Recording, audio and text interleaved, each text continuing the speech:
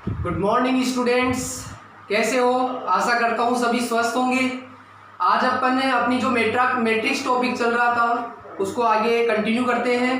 तो अपन ने टाइप्स पढ़ लिए थे, डेफिनेशंस पढ़ ली थी, अब अपन ऑर्डर पढ़ लिया था और अब अपन आगे चलते हैं ट्रांसपोज ऑफ ए मैट्रिक्स, इसकी प्रॉपर्टीज की बात करेंगे। तो जो मैट्रिक्स की प्रॉपर्टीज है उसमें सबसे पहले प्रॉपर्टीज की बात करते हैं transpose of A matrix. Transpose क्या होता है? देखो कि जैसे कोई भी मैट्रिक्स है, ए मैट्रिक्स मान लो, मैं बोल देता हूं 1 2 -3 0 4 8, ये मान लो एक मैट्रिक्स है जिसका ऑर्डर है 2 × 3, 2 रो है और 3 कॉलम है। अब इसका ट्रांसपोज क्या होता है कि अपन क्या करेंगे, इसकी रोज और कॉलम को इंटरचेंज कर देंगे। रो और कॉलम को इंटरचेंज करने के बाद जो मैट्रिक्स प्राप्त होती है वो उस मैट्रिक्स की ट्रांसपोज मैट्रिक्स कहलाती है। और जिसको अपन, जैसे ए कोई मैट्रिक्स है तो इसको ए डैश के द्वारा या ए के ट्रांसपोज के द्वारा रिप्रेजेंट किया जाता है। ए डैश या ए का ट्रांसपोज, ये दोनों साइन क्या है? ट्रांसपोज के साइन है। तो इसका मैं ट्रांसपोज यदि निकालूं, जिसको मैं ए डैश या ए का ट्रांसपोज बोल रहा हूं, इसकी वैल्यू यदि निकालूंगा तो जो फर्स्ट रो है वो कन्वर्ट हो जाएगी, इंटरचेंज हो जाएगी फर्स्ट कॉलम में। 1 2 -3, फर्स्ट रो को इंटरचेंज कर दो फर्स्ट कॉलम में, सेकंड रो को इंटरचेंज कर दो सेकंड कॉलम में। ये इस ए मैट्रिक्स की ट्रांसपोज मैट्रिक्स कहलाएगी। और इसका जो ऑर्डर प्राप्त होगा वो क्या होगा बेटा? 3 × 2 ऑर्डर प्राप्त हो जाएगा। इट मीन्स जो नंबर ऑफ रो थी वो तो चेंज हो गई नंबर ऑफ कॉलम में, और जो नंबर ऑफ कॉलम था वो चेंज हो गया नंबर ऑफ रो में। तो शॉर्ट रूप में मैं ये बोल सकता हूं कि कोई भी ए मैट्रिक्स है Aij m × n ऑर्डर की, इसका जो ट्रांसपोज होगा ए डैश होगा या ए का ट्रांसपोज होगा वो क्या होगा बेटा? अब एक बात और देख लो, ऑर्डर में तो ये परिवर्तन हो गया। ये फर्स्ट रो का फर्स्ट एलिमेंट था जिसको a11 बोलते थे अपन, a11, ये तो a11 ही है। जो a12 था वो a21 हो गया। फर्स्ट रो का सेकंड एलिमेंट है वो सेकंड रो का फर्स्ट एलिमेंट हो गया। फर्स्ट रो का थर्ड एलिमेंट है वो थर्ड रो का फर्स्ट एलिमेंट हो गया। मतलब देखो आई जे में कन्वर्ट हो रहा है। 1 2 है तो 2 1 हो गया, 1 3 है तो 3 1 हो गया, 2 1 है तो 1 2 हो गया, 2 2 है तो 2 2 में कन्वर्ट हो गया, 2 3 सेकंड रो का थर्ड एलिमेंट तो थर्ड रो का सेकंड एलिमेंट, यानी आई तो जे में कन्वर्ट हो जाएगा।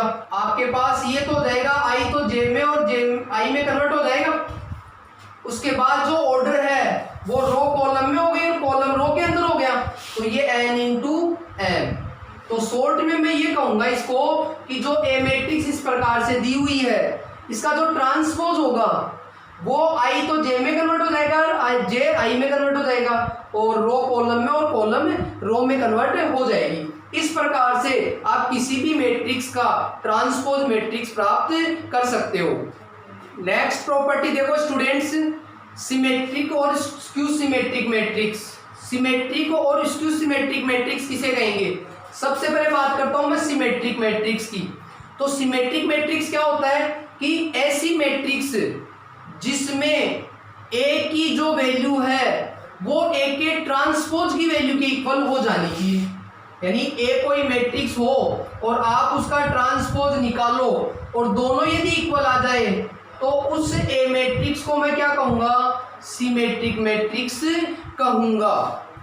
जब भी सिमेट्रिक मैट्रिक्स बतानी हो आपको, कि जब आपको ये पूछा जाए कि बताओ ये ए मैट्रिक्स सिमेट्रिक मैट्रिक्स है या नहीं, तो आपको उसका ट्रांसपोज निकालना है और निकाल कर इस ए से कंपैरिजन करना है। यदि दोनों इक्वल है तब तो सिमेट्रिक होगी, अदरवाइज नहीं होगी। फॉर एग्जांपल जैसे मान लो ए मैट्रिक्स में बोल दूं 1 -2 3 -2 3 4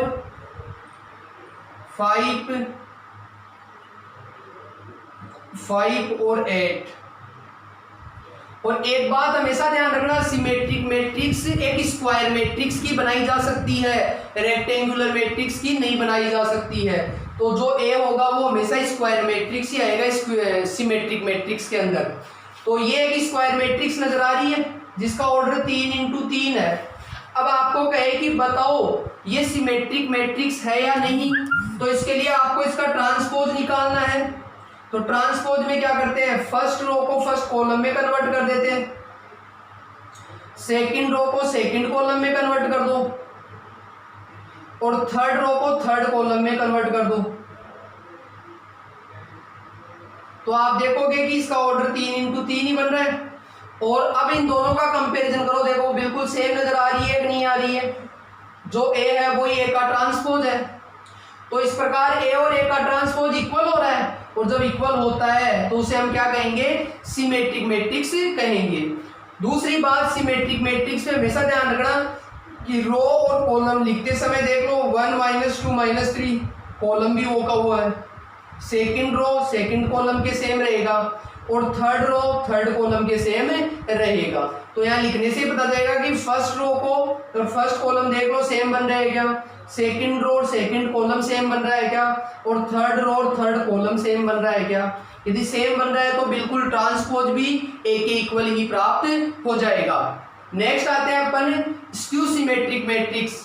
स्क्यू सिमेट्रिक मैट्रिक्स में क्या होता है कि ऐसी स्क्वायर मैट्रिक्स, इसमें भी स्क्वायर मैट्रिक्स में ही लागू होगा, अदर में ये लागू नहीं होगा, कि ऐसी स्क्वायर मैट्रिक्स जैसे ए मान लो स्क्वायर मैट्रिक्स है, उसका यदि ट्रांसपोज अपन निकाले और इसकी वैल्यू इक्वल तो दिखाई देगी लेकिन नेगेटिव के इक्वल दिखाई देगी।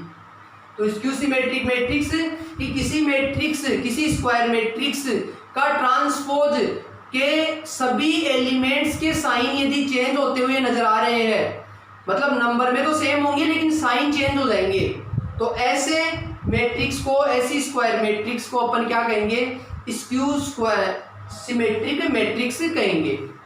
और इस स्क्यू सिमेट्रिक मैट्रिक्स की एक विशेषता होती है कि इसका जो प्रिंसिपल डायगोनल होता है वो हमेशा 0 0 0 दिखाई देगा। फॉर एग्जाम्पल जैसे मान लो ए मैट्रिक्स में लिख लेता हूं 0 -2 3 2 -3 0 4 -4 0। ये एक मैंने 3x3 ऑर्डर की स्क्वायर मैट्रिक्स ले ली। अब आपको बताना है कि ये सिमेट्रिक है या स्क्यू सिमेट्रिक है। तो सिमेट्रिक पूछे चाहे स्क्यू सिमेट्रिक पूछे, दोनों में ट्रांसपोज निकाल के देखेंगे। तो इसका ट्रांसपोज देखेंगे बेटा, और वैसे यहाँ पता चल जाएगा कि प्रिंसिपल डायगोनल देखो 0 0 0 लिया है मैंने, तो ये जरूर होगी, तो स्क्यू सिमेट्रिक मैट्रिक्स ही होगी। देखते हैं, पहली रो को पहले कॉलम में कन्वर्ट करते हैं, ट्रांसपोज निकालते हैं, तो दूसरी रो को दूसरे कॉलम में कन्वर्ट कर दो और तीसरी रो को तीसरे कॉलम में कन्वर्ट कर दो। अब आप इसको गौर से देखोगे तो ध्यान देना कि देखो 0 0 ही है, -2 है तो +2 हो गया, +3 है तो -3 हो गया, मतलब वैल्यू तो सेम है लेकिन सबके साइन चेंज होते हुए नजर आ रहे हैं। देख लो, चाहे सबके प्लस है तो माइनस, माइनस है तो प्लस, 0 का प्लस माइनस पे फर्क पड़ता नहीं है, इसीलिए इसमें 0 0 लिया जाता है, क्योंकि ये वो का वो रहेगा, जैसे इसमें डायगोनल वो का वो रहेगा वैसे इसमें भी वो का वो रहेगा, अब साइन चेंज नहीं होगा इसलिए 0 0 ही ले लिया जाता है। तो अब देख लो 1 की वैल्यू, अब इसमें यदि 1 की वैल्यू -1 के ट्रांसपोज के इक्वल है, क्यों, क्योंकि इसमें से माइनस कॉमन लूंगा तो सबके साइन चेंज हो जाएंगे, तो वापस यही प्राप्त हो जाएगा, नहीं हो जाएगा, तो जो 1 के ट्रांसपोज का जो नेगेटिव है वो वापस यही प्राप्त हो जाएगा। और ऐसा यदि होता है तो वो क्या कहलाती है, स्क्यू सिमेट्रिक मैट्रिक्स कहलाती है। अब कुछ प्रॉपर्टीज इसके अंदर मैं आपको 1-2 बता रहा हूं कि पहले इसमें भी स्क्यू सिमेट्रिक और सिमेट्रिक मैट्रिक्स में, कि स्क्यू सिमेट्रिक मैट्रिक्स की बात मैं कहूं कि इसका डायगोनल, प्रिंसिपल डायगोनल हमेशा क्या होता है, 0 0 0 होता है। एक जो अपन ने ट्रांसपोज मैट्रिक्स पढ़ी थी उसके बारे में एक बात बताऊं मैं कि ए का जो ट्रांसपोज होता है और उसका वापस से ट्रांसपोज किया जाता है तो क्या प्राप्त हो जाएगा, ए ही प्राप्त हो जाता है। जैसे फॉर एग्जांपल जैसे ए मान लो मैं लूं 1 2 3 4 -1 0 और आपको कहेगी इसका ट्रांसपोज निकालो, तो आप इसका ट्रांसपोज क्या निकालोगे, फर्स्ट रो को तो फर्स्ट कॉलम में चेंज कर दो और सेकंड रो को सेकंड कॉलम में चेंज कर दो और इस ट्रांसपोज का वापस से ट्रांसपोज निकाल दो, यानी ए के ट्रांसपोज का वापस से ट्रांसपोज निकालोगे तो फर्स्ट रो फर्स्ट कॉलम में चेंज हो जाएगी, सेकंड रो सेकंड कॉलम में चेंज हो जाएगी, थर्ड रो थर्ड कॉलम में चेंज हो जाएगी। तो वापस देखो वो ए ही बन गया नहीं बन गया, तो ए के ट्रांसपोज का जो ट्रांसपोज होता है वो वापस ए ही प्राप्त हो जाता है। ये ट्रांसपोज मैट्रिक्स की क्या है प्रॉपर्टी है कि ए के ट्रांसपोज का ट्रांसपोज होता है वो ए ही प्राप्त हो जाएगा। नेक्स्ट है स्टूडेंट्स इक्वल मैट्रिसेस, यानी दो मैट्रिक्स इक्वल कब होती है। जैसे मान लो ए मैट्रिक्स और बी मैट्रिक्स इक्वल कब होगी, तो इसमें सिंपल सी बात है कि जब भी दो मैट्रिक्स इक्वल होगी, कब होगी, जब दोनों मैट्रिसेस के कोरेस्पॉन्डिंग एलिमेंट्स इक्वल होंगे। दोनों मैट्रिसेस के कोरेस्पॉन्डिंग एलिमेंट्स इक्वल होंगे तब मैट्रिक्स इक्वल कहलाएगी। और कोरेस्पॉन्डिंग एलिमेंट्स इक्वल तभी हो सकते हैं जब उनके ऑर्डर भी सेम होने चाहिए। फॉर एग्जाम्पल मैं कहूं कि जैसे मैं एक एग्जाम्पल आपके सामने ले रहा हूं, देखो ये दो मैट्रिक्स इक्वल का साइन लगा हुआ है, तो इक्वल होगी तो ऑर्डर तो जरूर सेम होंगे। जैसे इसका ऑर्डर 2 तो रो है, 3 कॉलम है, तो 2 इंटू 3 ऑर्डर हो गया, इसका भी 2 इंटू 3 ऑर्डर हो गया। अब यदि दोनों इक्वल है तो ये कब हो सकती है, जब इनके कोरेस्पॉन्डिंग एलिमेंट्स इक्वल होंगे तभी ये इक्वल मैट्रिक्स कहलाएगी। जैसे मैं आपको ये कह दूं कि ए बी सी डी और इधर मैं कह दूं एक्स वाई और पी क्यू, तो ये दो मैट्रिक्स इक्वल यदि है तो इनके तो यहां रीजन लिखना पड़ेगा कि if two matrices are equal then their corresponding elements are also equal।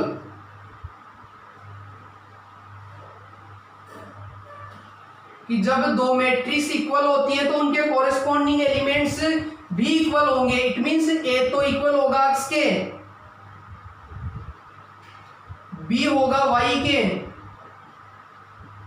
सी होगा पी के और डी होगा क्यू के।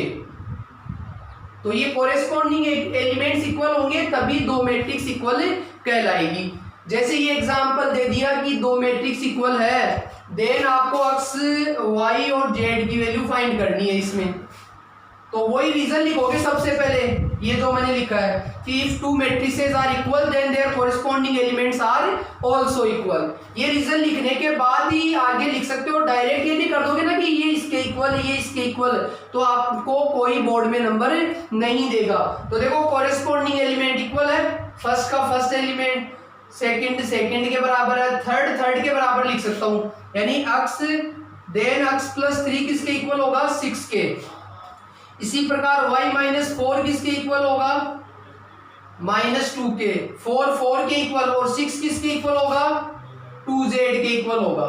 तो यहां से देखो x की वैल्यू तो क्या आ गई 6 माइनस 3, यानी x की वैल्यू तो 3 प्राप्त हो जाएगी। नेक्स्ट यहाँ y वैल्यू देख लो, y बराबर ये 4 इधर आएगा तो प्लस का 4 हो गया, तो y इक्वल्स टू 2 प्राप्त हो गया अपने को। और इधर z बराबर क्या हो गया 6/2, तो z की वैल्यू क्या आ गई 3। इस प्रकार से आप जब दो मैट्रिक्स इक्वल दी हुई हो और कोई वैल्यू फाइंड करवाए तो आप प्राप्त कर सकते हो। अब देखो बेटा अपन एग्जांपल्स करते हैं इसकी एक्सरसाइज के।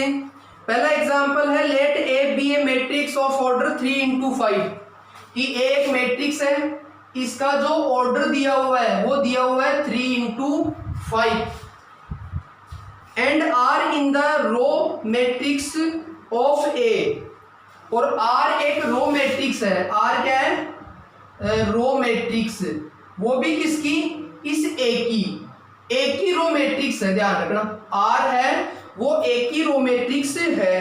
Then determine the order of A, तो आपको क्या करना है then determine the order of A, sorry इसमें ऑर्डर ऑफ आर आएगा, ऑर्डर ऑफ आर का ऑर्डर बताना है क्योंकि ए का ऑर्डर तो दिया हुआ है 3/5। तो आर का ऑर्डर बताना है कि आर मैट्रिक्स का ऑर्डर क्या होगा। तो इसके ऑर्डर की बात करूं मैं, तो आपको पता है कि एक रो मैट्रिक्स है। रो मैट्रिक्स इसको बोलते थे जिसमें नंबर ऑफ रो 1 होता था। तो नंबर ऑफ रो यानी 1 इंटू एन होता था। इसका रो मैट्रिक्स का ऑर्डर होता है वो 1 इंटू एन होता है। अब एन की वैल्यू कैसे निकालेंगे, क्योंकि ये जो रो मैट्रिक्स है वो ए से बनी हुई है। अब ए में कॉलम जितना होगा उतना ही यहाँ होगा, क्योंकि ए से बनी है तो केवल इसकी ऑर्डर रो का चेंज होगा, कॉलम का चेंज नहीं होगा। तो जो आर का ऑर्डर हो गया वो क्या हो गया 1 इंटू 5। तो ए के द्वारा रो मैट्रिक्स बनाई गई आर, देन आर का ऑर्डर क्या हो जाएगा 1 इंटू 5 प्राप्त हो जाएगा। सेम ऐसा ही क्वेश्चन आपको अपनी एक्सरसाइज में ढूंढ के करना है। नेक्स्ट एग्जांपल है कंस्ट्रक्ट ए 2 इंटू 3 मैट्रिक्स। एक 2 इंटू 3 ऑर्डर की मैट्रिक्स आपको कंस्ट्रक्ट करनी है, मतलब बनानी है आपको। और ए मैट्रिक्स बराबर इसका दिया हुआ है ए बराबर ए आई जे, ये मैट्रिक्स की फॉर्म दी हुई है। और उसका जो एलिमेंट्स है whose elements are given by, element दिया हुआ है। एलिमेंट कौन सा होता है, अंदर वाला होता है। ए आई जे बराबर दिया हुआ है 2i प्लस जे, 2i प्लस जे। ये एग्जाम्पल सेकंड आपकी बुक का। तो आपको 2 इंटू 3 ऑर्डर की एक मैट्रिक्स बनानी है, ये ए मैट्रिक्स बनानी है, इसका एलिमेंट ये दिया हुआ है। तो पहले आप ये ए मैट्रिक्स है इसका एक स्ट्रक्चर बना सकते हो 2 इंटू 3 ऑर्डर का, मतलब 2 तो रो लेनी है और 3 कॉलम लेने हैं। तो कैसे लेंगे, 2 तो रो बनानी है। तो A11 A12 रो तो फर्स्ट चल रही है, ये पहला कॉलम, ये दूसरा कॉलम, ये तीसरा कॉलम। A21 A22 A23, ये आपकी 2 इंटू 3 ऑर्डर की क्या बन गई, एक मैट्रिक्स का मैंने स्ट्रक्चर बना दिया। अब इसके एलिमेंट्स निकालने हैं, 6 एलिमेंट होंगे इसमें। तो ये एलिमेंट कैसे निकालेंगे, सबसे पहले A11 निकाल रहा हूं मैं। तो A11 ये देखो एलिमेंट ये दिया हुआ है क्वेश्चन के अंदर, इसमें I भी 1 और J भी 1 रख दूंगा। तो A11 यानी फर्स्ट रो का फर्स्ट एलिमेंट अपने को प्राप्त हो जाएगा। तो रख दो I की जगह 1 तो 2 हो गया, J की जगह 1 तो कितना आ गया आपके पास 3 आ गया। इसी प्रकार A12 12 का मतलब I की जगह तो 1 रख दूंगा, J की जगह 2 रख दूंगा। तो रख दो I की जगह 1 रखा तो 2 ही आ गया, J की जगह 2 रख दिया तो कितना आ गया बेटा 4 आ गया।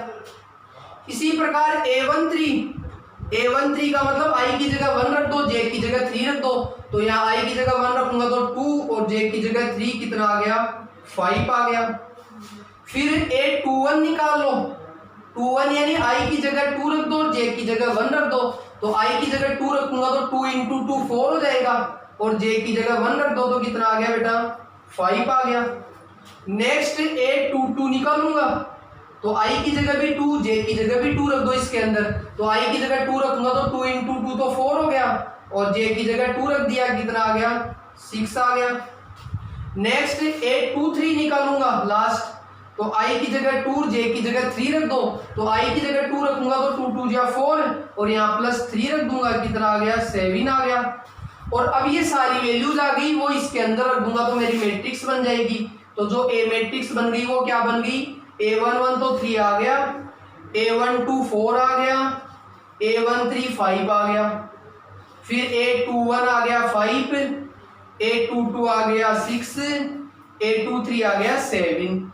तो ये 2 इंटू 3 ऑर्डर की मेरी मैट्रिक्स बन गई जिसका एलिमेंट 2i प्लस j है। नेक्स्ट एग्जांपल देखो स्टूडेंट्स, आपके सामने है 2 मैट्रिक्स इक्वल दी हुई है और 2 मैट्रिक्स इक्वल है, इसमें आपको अक्स y a b इनकी वैल्यू फाइंड करनी है। तो जब भी 2 मैट्रिक्स इक्वल होती है तो अभी मैंने आपको एक एग्जांपल बताया था, क्या लिखना है, if 2 matrices are equal then their corresponding elements are also equal. So 2x plus y तो किसके इक्वल होगा, 3 के इक्वल हो जाएगा, ये 3 के इक्वल है ही। और दूसरा x माइनस 2y किसके इक्वल हो जाएगा, 4 के इक्वल हो जाएगा। इधर a माइनस b किसके इक्वल हो जाएगा, 4 के इक्वल। 2a प्लस b किसके इक्वल हो जाएगा, -1 के इक्वल और -5 के इक्वल है ही। अब देख लो बेटा, डायरेक्ट तो वैल्यू निकलेगी नहीं, ये एक्स वाई में एक इक्वेशन बन गई, ये एक्स वाई में एक इक्वेशन बन गई, दोनों को सोल्व करके एक्स वाई निकाला जा सकता है। या तो ऐसे कर लो कि यहाँ से y की वैल्यू निकाल के यहाँ रख दो, जैसे y की वैल्यू क्या आ गई 3 - 2x आ गई, ये वैल्यू इसमें रख दो y की जगह, तो x - 2 y की जगह मैं रख दूंगा 3 - 2x तो बराबर 4। तो यहाँ से ब्रैकेट हटा दोगे तो ये 6 हो गया, माइनस माइनस प्लस ये 4x इक्वल 4x और x कितने हो गए 5x, ये 6 उधर जाएंगे तो प्लस का 6 हो गया, तो ये x बराबर आ गया, ये तो 10 हो गया, ये 5 से डिवाइड हो जाएगा, तो ये x की वैल्यू तो आ गई 2 और ये x की वैल्यू इसमें रख दूंगा तो y की वैल्यू आ जाएगी 3 - 2x की जगह 2 रख दोगे तो कितना आ गया स्टूडेंट्स 3 - 4 y बराबर -1। ये तो x और y की वैल्यू अपने को प्राप्त हो गई। अब ऐसे ही ए बी के अंदर भी दो इक्वेशन है, तो ये इक्वेशन 3 है, ये इक्वेशन 4। यहां से वही बात कर लेता हूं, या तो a की वैल्यू उठा के रख देता हूं, यहां से a बराबर क्या आ गया 4 + b, ये a की वैल्यू इसमें डाल दो तो 2 a की जगह डाल दो 4 + b, इधर प्लस b है ही बराबर -1 है। यहां से ब्रैकेट हटाऊंगा तो 8 + 2b + b = -1, तो b तो कितने हो गए 3b और 8 उधर जाएगा तो माइनस का 8 हो गया, तो b बराबर ये तो -9 हो गया, 3 से डिवाइड कर दो तो माइनस का 3 प्राप्त हो जाएगा और b की वैल्यू यहाँ डाल दो तो a की वैल्यू आ जाएगी, तो b की जगह मैं -3 डालूंगा तो -3 हो गया, तो a बराबर 1। इस प्रकार आपको a b x y इनकी वैल्यू प्राप्त कर लेनी है। अब इससे रिलेटेड जो क्वेश्चन है आपकी एक्सरसाइज 3.1 में वो आपको सारी सोल्व करनी है और सोल्व करने के बाद जैसे होमवर्क की कॉपी है उसी में आपको तरीके से जैसे आप 11th में किए थे उसी प्रकार से आपको नोटबुक में डेट वाइज डालना है और जैसे ही स्कूल में वीक में एक दिन आपको बुलाया जाएगा उस दिन आप अपनी नोटबुक लाएंगे, उसमें डेट वाइज मैं चेक करूंगा स्टूडेंट्स, उसमें कोई भी गड़बड़ नहीं होनी चाहिए और जो क्वेश्चंस आप पढ़ रहे हो प्रॉपर्टीज पढ़ रहे हो वो मैं आपसे पूछूंगा भी उस दिन, तो आप उनको भी तैयार करके आए। Okay, thank you student.